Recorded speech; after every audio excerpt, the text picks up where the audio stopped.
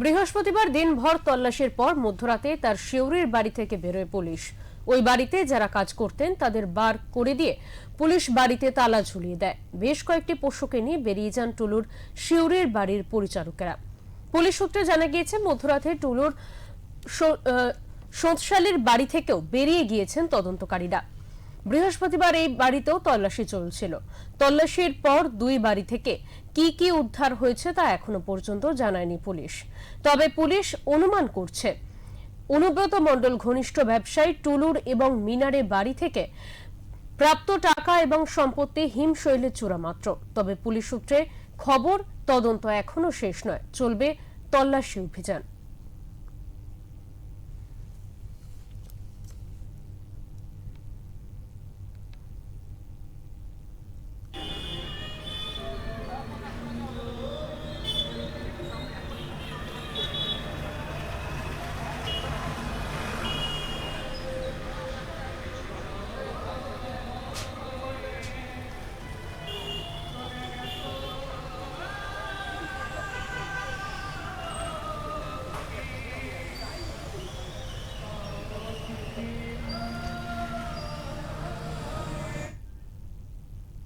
আমরা এই বিষয়ে কথা বলে নেব। আমাদের সঙ্গে টেলিফোন লাইনে রয়েছেন আমাদের প্রতিনিধি প্রীতম দাস।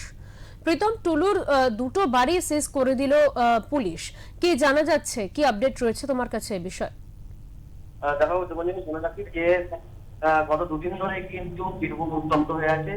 টুলু মণ্ডলের যে ঘনিষ্ঠ, তার ঘর থেকে কিন্তু 28.5 কোটি টাকা এবং 15 কেজি সোনা উদ্ধার করা হয়। তারপরের দিনই কিন্তু টুলু মণ্ডলের যে শিউরি দুটো বাড়ি, সেই দুটো বাড়িতে কিন্তু পুলিশ হানা দেয়। হানা দিলে কিন্তু কিছু না পাওয়া গেলেও কিন্তু একটা সন্দেহ আছে। তারপরে কিন্তু সোনা মাপার মেশিন কিন্তু নিয়ে যাওয়া হয়েছে, এছাড়া টাকা গোনার মেশিনও রাখা হয়েছে। গতকাল তল্লাশির পর কিন্তু তার ঘর যে পরিচিকা বা লোকজন ছিল তাদেরকে কিন্তু বের করে দেওয়া হয়, বের করে কিন্তু সিল করে দেওয়া হয়, এমনটাই কিন্তু খবর উঠে আসছে। এই মুহূর্তে দাঁড়িয়ে সেখানকার পরিস্থিতি কেমন রয়েছে সে বিষয়ে জানতে চাইবো।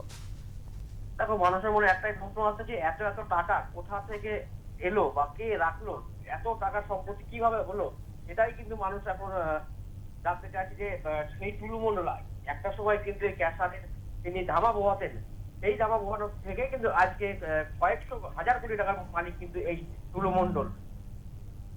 একদমই। অনেক ধন্যবাদ প্রীতম তোমাকে।